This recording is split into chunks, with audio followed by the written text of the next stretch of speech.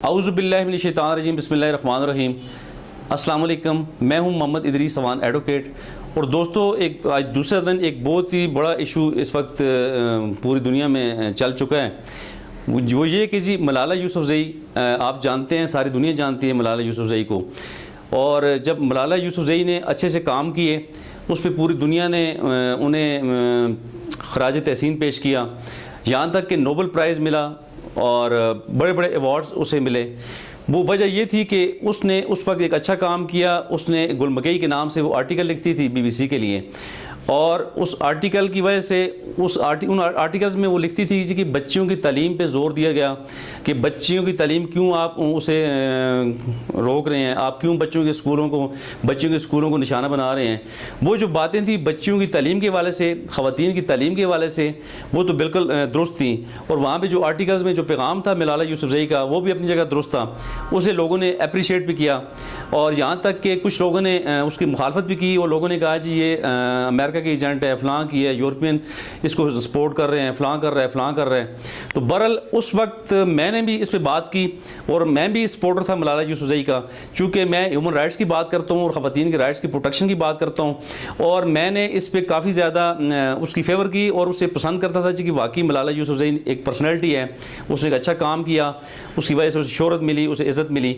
लेकिन दोस्तों, बड़ी हैरानगी की बात यह है कि मेरे ख़्याल में मलाला यूसुफ़ज़ई ने अपनी इज़्ज़त संभालना मेरे ख़्याल में उसके लिए मुश्किल हो गया है। शायद उस पर अल्लाह की नाराज़गी अब शुरू हो गई है कि जितनी उसे शोहरत मिली थी अब उसे वो इतनी डिफेम होने जा रही है। तो बहरहाल अफसोसनाक बात यह है कि वो एक इंटरव्यू दे रही थी मलाला यूसुफ़ज़ई, और उस इंटरव्यू के दौरान उसने बहुत ही गलत बातें कह दी जो इस वक्त बहुत ज़्यादा जिन पर डिबेट की जा रही है, जिनकी मुखालफत की जा रही है, जिस पे एहतजाज हो रहा है। तो बहरहाल वो बातें क्या हैं? वो बातें ये हैं जी कि वो एक इंटरव्यू में कह रही है जी कि जब उससे शादी का क्वेश्चन हुआ कि आप क्या कहती हैं जी मोहब्बत की ज़िंदगी के हवाले से या शादी के हवाले से, तो वो कह रही है जी कि मुझे समझ नहीं आती कि लोग शादी क्यों करते हैं, लोगों को शादी की ज़रूरत पेश क्यों आती है। तो दोस्तों, कितनी अजीब व गरीब बात है कि एक मुसलमान खातून जो अपने आप को मुसलमान कह रही है, एक कितनी गलत बात उसने कह दी कि शादी जैसे मुक़द्दस रिश्ते को उसने फ़ौरन यकदम रद्द कर दिया। जबकि शादी की अगर हम बात करें तो जब आदम इस्लाम की पैदाइश हुई, जब अम्मा हवा पैदा हुई, तो सबसे पहले मुक़द्दस रिश्ता ही शादी हुई और निकाह का रिश्ता कायम हुआ, जो सबसे पहला और ख़ूबसूरत रिश्ता है इंसान बनी नो इंसान का। तो ये मलाला यूसुफ़ज़ई उसके हवाले से कह रही हैं कि ये शादी की ज़रूरत क्यों पेश आती है, ये क्यों खुदा न ख्वास्ता शादी लोग करते हैं। तो कितनी नॉनसेंस बात उन्होंने कह दी कि जिस पे पूरी दुनिया इस पर एहतजाज भी कर रही है, हमारे मुसलमान दुनिया ख़ासकर। चूँकि अगर हम देखते हैं तो जी मुसलमानों के वजह से लोग कहते हैं जी कि मुसलमान अगर शादी की बात करते हैं तो ये बात कतई गलत है। शादी सबसे पहला रिश्ता है जब इंसान दुनिया में आया, बल्कि जब आदम इस्लाम पैदा हुए, अम्मा हवा जब उनकी पैदाइश हुई, तो सबसे पहला रिश्ता ही शादी का बना। और तमाम मज़ाहिब में आदम इस्लाम की पैदाइश से लेके आप सल्लल्लाहु अलैहि वसल्लम तक और क़यामत तक ये एक मुक़द्दस रिश्ता है। और इसको जामे तरीके से एक बता दिया गया जी किस तरीके से आपने शादी करनी है, किस तरीके से कि आपने बच्चे पैदा करने हैं, किस तरीके से, किस जायज़ तरीके से जो अल्लाह ताला के बताए हुए तरीके हैं उनको अपनाते हुए आपने अपनी ज़िंदगी गुजारनी है और आपने अपनी फैमिली को डेवलप करना है। तो बहरहाल दीन इस्लाम से अलावा भी अगर बात हम करें, तमाम मज़ाहिब में शादी एक बाकायदा मुक़द्दस रिश्ता है।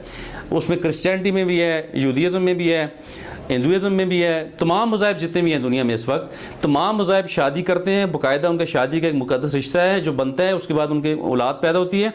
तो जो लोग इस तरह की बातें करते हैं ये तो बिल्कुल जिनसी राह रवी की तरफ लेके जाने की बात कर रहे हैं। तो मलाला यूसुफ़ज़ई ने, मैं तो समझता हूँ जी, बिल्कुल ज़िना करने की एक बात की है कि जी ज़िना को आम करने की बात की है और बिल्कुल जिनसी राह रवी की तरफ लेके जाने की बात की है।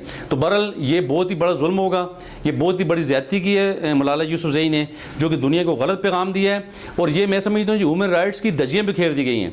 देखें, ह्यूमन बीइंग के लिए बेहतर यह है कि जो उनके लिए बेहतरी जो दीन इस्लाम के मुताबिक ये है कि जो अल्लाह ताला ने, जो अल्लाह के रसूल सल्लल्लाहु अलैहि वसल्लम ने जो सुनहरी तरीके बताए हैं, जो हमें ज़िंदगी गुजारने का तरीका बताया गया है, तो हमें उसके मुताबिक ज़िंदगी गुजारना होगी।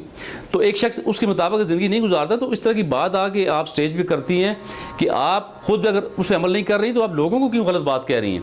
तो बहरहाल ये मैं समझता हूँ जी उसकी बदबख्ती अब शुरू हो गई है। उसने एक बहुत ही गलत पैगाम दिया है दुनिया को, जिस पे कभी भी कोई अमल नहीं करेगा, बल्कि उसे ही लान तान लोग कर रहे हैं। वो मैं समझता हूँ जी उसे अब इज़्ज़त रास नहीं आ रही जिस तरह अल्लाह ताला ने उसे एक मुकाम पे पहुंचाया, अब अल्लाह की नाराज़गी शुरू हो गई है और अब इंशाअल्लाह अज़ीज़ उसे लान तान होगा इंशाअल्लाह। तो बहरहाल ये बहुत ही गलत बात हुई है, इस पर पूरी दुनिया को इस पर बात करनी चाहिए।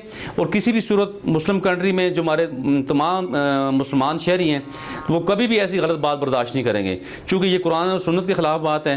इस पर बिल्कुल बात होनी चाहिए और ऐसे लोगों को रोकना चाहिए, ऐसे लोगों का कला कमा होना चाहिए और कभी भी ऐसे लोगों की बात पे अमलदारी नहीं होनी चाहिए। तो इसी के साथ मैं चाहूँगा इजाज़त। अस्सलाम वालेकुम।